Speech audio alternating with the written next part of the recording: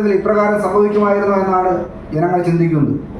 അത് വികസനത്തിൻ്റെ കാര്യത്തിലാണെങ്കിലും രാജ്യത്തെ അല്ലെങ്കിൽ നാടിൻ്റെ സമാധാനത്തിൻ്റെ കാര്യത്തിലാണെങ്കിലും ജനങ്ങളുടെ ക്ഷേമത്തിൻ്റെ കാര്യത്തിലാണെങ്കിലും ഏത് കാര്യത്തിലും മാതൃകാ പുരുഷോത്തമനായി നിൽക്കുന്നത് എന്നും കേരളത്തിൽ കോൺഗ്രസ് നേതാക്കന്മാരാണ്. വിശിഷ്യ ലീഡർ കെ കരുണാകരൻ, പിന്നീട് വന്ന ഉമ്മൻചാണ്ടി അടക്കമുള്ള നമ്മുടെ നേതൃനിരയെയാണ് പൊതുസമൂഹം ഉറ്റുനോക്കുന്നത്. ആ അഭാവങ്ങൾ എല്ലാവർക്കും അനുഭവപ്പെടുന്നുണ്ട്. ഇന്നത്തെ കാലത്ത്, ഇന്നത്തെ വർത്തമാനകാല സംഭവവികാസങ്ങൾ പോലും ലീഡറെ പോലുള്ള ഭരണാധികാരികളുടെ അഭാവം ഇത്രയും വർഷങ്ങൾക്ക് ശേഷവും നിലനിൽക്കുന്നത് അദ്ദേഹത്തിൻ്റെ വ്യക്തിത്വത്തിൻ്റെ, അദ്ദേഹം കേരളത്തിലെ പൊതുസമൂഹത്തിന് നൽകിയ സംഭാവനയുടെ പേരിലാണ്.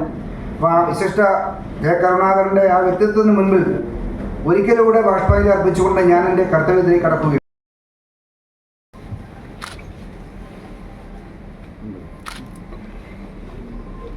കരുണാകരനാണ്, മറ്റ് വിശേഷണങ്ങളുടെ ഒന്നും ആവശ്യമില്ല. 9 MLA-മാരുടെ പാർലമെന്ററി പാർട്ടി ലീഡർ ആയപ്പോഴാണ് അദ്ദേഹത്തിന് ലീഡർ എന്ന പേര്. 9 പേരെ ആ നിയമസഭയിലുണ്ടായിരുന്നു അദ്ദേഹം പാർലമെന്ററി പാർട്ടി ലീഡറായപ്പോൾ.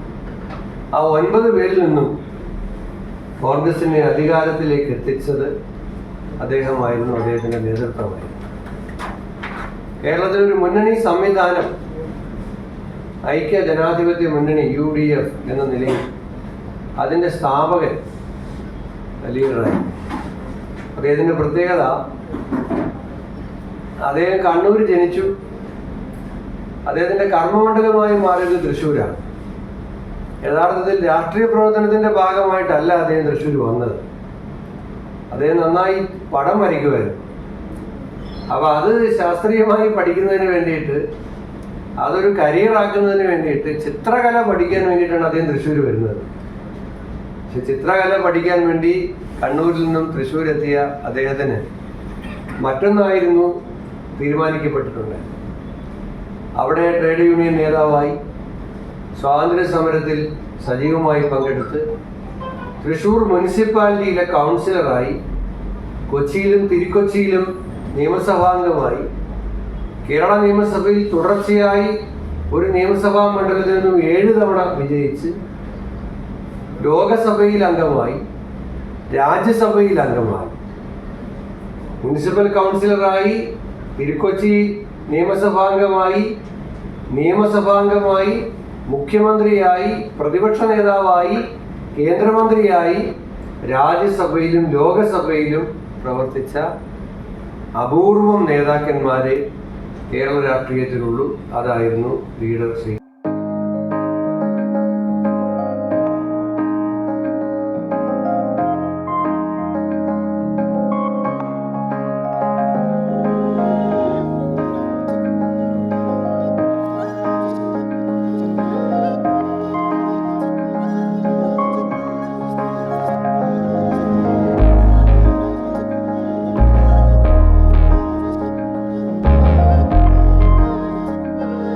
പോലെയുള്ളവരെ സംബന്ധിച്ചിടത്തോളം അദ്ദേഹത്തിൽ നിന്ന് ഒരുപാട് വാത്സല്യങ്ങളും സ്നേഹങ്ങളും ലഭിച്ച ആളുകളാണ് ഞങ്ങളൊക്കെ. അദ്ദേഹത്തെക്കുറിച്ച് ഓർമ്മിക്കുമ്പോൾ വളരെ വികാരത്തോടും വളരെ അഭിമാനത്തോടും കൂടി മാത്രമേ മരിക്കാൻ. കേരള രാഷ്ട്രീയം അദ്ദേഹത്തെ പോലെ വ്യത്യസ്ത മേഖലകളിൽ അത്ഭുതകരമായ മാറ്റങ്ങൾ ഉണ്ടാക്കാൻ കഴിഞ്ഞ ഒരു രാഷ്ട്രീയ നേതാവില്ല. അദ്ദേഹത്തെ ഒരുപാട് ആളുകൾ എതിർത്തിട്ടുണ്ട്. സ്വന്തം പാർട്ടിയിലും എതിർ പാർട്ടികളിലും പെട്ട ഒരുപാട് ആളുകൾ അദ്ദേഹത്തെ എതിർത്തു. പക്ഷേ ആ എതിർപ്പുകളെയെല്ലാം അദ്ദേഹത്തിൻ്റെ ആ മനോഹരമായ ചിരിയിലൂടെ അദ്ദേഹം കേട്ട്,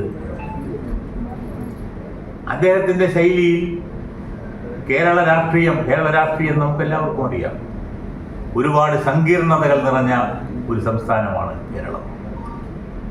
ഇടതുപക്ഷ പ്രസ്ഥാനങ്ങളുടെ പ്രവർത്തനങ്ങളായാലും മറ്റ് രാഷ്ട്രീയ പ്രസ്ഥാനങ്ങളുടെ പ്രവർത്തനങ്ങളായാലും ഇന്ത്യയിലെ മറ്റു സംസ്ഥാനങ്ങളിൽ നിന്നും വ്യത്യസ്തമായ സമീപനങ്ങളുള്ള ഒരു സ്റ്റേറ്റാണ്.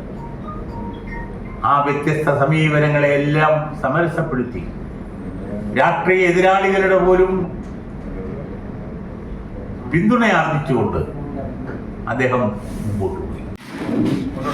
ജോസ്ന മേരി ജോൺ അദ്ദേഹത്തിന്റെ വിവാഹം ഇന്ത്യയിൽ വന്നിട്ടില്ല. അദ്ദേഹം നമ്മുടെ ING ശിവ തൊമ്മിയുടെ മോളാണ്. കേട്ടോ, ലീഡറുടെ അനുസ്മരണം സംഘടിപ്പിക്കുക എന്നുള്ളത് ഞങ്ങളുടെ ഒരു തീരുമാനമായിരുന്നു. ആ തീരുമാനം ഉണ്ടാകാൻ കാരണം മറ്റൊന്നുമല്ല, ഈ ഇരിക്കുന്ന എത്രയോ മിടുക്കന്മാരും മിടുക്കികളും ഇവിടെയുണ്ട്. ഈ ഇരിക്കുന്നവരിൽ ഞങ്ങൾക്ക് നല്ല ഉറപ്പുണ്ട്, നാളത്തെ ഡോക്ടർമാർ ഇവിടെയുണ്ട്, അല്ലേ സാർ? കപിള്ള സാറേ, നാളത്തെ എഞ്ചിനീയർമാർ ഇവിടെയുണ്ട്. പറഞ്ഞു വരുന്നല്ലേ ഉള്ളൂ. നാളത്തെ IAS-കാരും നാളത്തെ IPS-കാരും ഇവിടെയുണ്ട്. നാളത്തെ ജേർണലിസ്റ്റുകൾ ഇവിടെയുണ്ട്. ഞങ്ങളെക്കാളൊക്കെ ഇവിടെ വിശ്വനാഥ് അടക്കമുള്ള നേതാക്കന്മാർ പങ്കെടുത്തൊരു യോഗമാണിത്. ഇരിക്കുന്നവരൊക്കെ നല്ല മികച്ച രാഷ്ട്രീയക്കാരാണ്. ഞങ്ങളെക്കാൾ മികച്ച നാളത്തെ രാഷ്ട്രീയക്കാർ ഇവിടെയുണ്ട്, ഒരു സംശയവും ഉണ്ടായിട്ടില്ല. പക്ഷെ അതിനോടൊപ്പം ഞങ്ങൾ പറയാൻ ആഗ്രഹിക്കുന്നത്, പുതിയ തലമുറയോട് പറയാൻ ആഗ്രഹിക്കുന്നത്, നല്ല സാമൂഹിക പ്രതിബദ്ധതയുള്ള, അച്ഛനെ ബഹുമാനിക്കുന്ന, അമ്മയെ ബഹുമാനിക്കുന്ന, കുടുംബത്തിൻ്റെ കണ്ണുനീര് കാണാൻ കഴിയുന്ന, കൂട്ടുകാരനെ ഇഷ്ടപ്പെടുന്ന, തൊട്ടയൽവക്കത്തുള്ള സാധാരണക്കാരനെ അവൻ്റെ ഹൃദയനൊമ്പരങ്ങൾ ഏറ്റുവാങ്ങാൻ കഴിയുന്ന നല്ല മനുഷ്യർ കൂടി ഇവിടുന്ന് ഉണ്ടാകണം എന്നുള്ളത് കൊണ്ടാണ് നിങ്ങൾ മിടുക്കന്മാരെ സംഘടിപ്പിച്ചുകൊണ്ട്, മിടുക്കികളെ സംഘടിപ്പിച്ചുകൊണ്ട് ഞങ്ങൾ ഈ പ്രോഗ്രാം ഇവിടെ സംഘടിപ്പിക്കുന്നത്. ഇതൊരു ചെറിയ പ്രോഗ്രാം ആയിരിക്കാം, പക്ഷേ നിങ്ങൾക്ക് തന്ന അവാർഡ് ആരാധ്യനായ ലീഡർ ശ്രീ K. കരുണാകരന്റെ പേരിലുള്ള വിദ്യാഭ്യാസ അവാർഡാണ്. ആ പേരിന് തന്നെ കേരള രാഷ്ട്രീയത്തിൽ പത്തരമാറ്റിന്റെ പൊൻതിളക്കമാണ്. ഇന്ന് ഏത് വിഷയം, കേരളത്തിൽ ഇന്ന് ചർച്ച ചെയ്യപ്പെടുന്ന ഏത് കാര്യം വന്നാലും നമ്മൾ ആദ്യം പറയുന്ന പേര് ലീഡർ ഉണ്ടായിരുന്നെങ്കിൽ എന്നാണ്. K. കരുണാകരൻ ജീവിച്ചിരുന്ന കാലത്ത് വ്യക്തമായി നമുക്ക് പറയാൻ കഴിയും, വർഗീയത മുതൽ നക്സലിസത്തെ വരെ കേരളത്തിന്റെ പടിക്ക് പുറത്തു നിർത്താൻ ആരാധനായ ലീഡർ ശ്രീ K. കരുണാകരന് കഴിഞ്ഞിരുന്നു.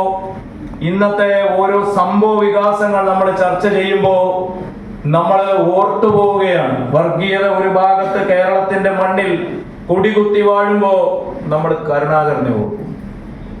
ഇന്ന് ഓരോ സംഭവങ്ങൾ, അച്ഛനമ്മയെ കൊല്ലുന്ന, അമ്മ മക്കളെ കൊല്ലുന്ന, അല്ലെങ്കിൽ അച്ഛനമ്മമാരെ മക്കള് കൊല്ലുന്ന ഓരോ സംഭവങ്ങൾ, മയക്കുമരുന്ന് മാഫിയയുടെ അടക്കം ഭാഗത്ത് നിന്ന് കേരളത്തിൽ ഉണ്ടാകുമ്പോൾ അവിടെയെല്ലാം നമ്മൾ ഓർത്തു പോകുന്ന ഒരു പേര് K. കരുണാകരൻ ഉണ്ടായിരുന്നെങ്കിൽ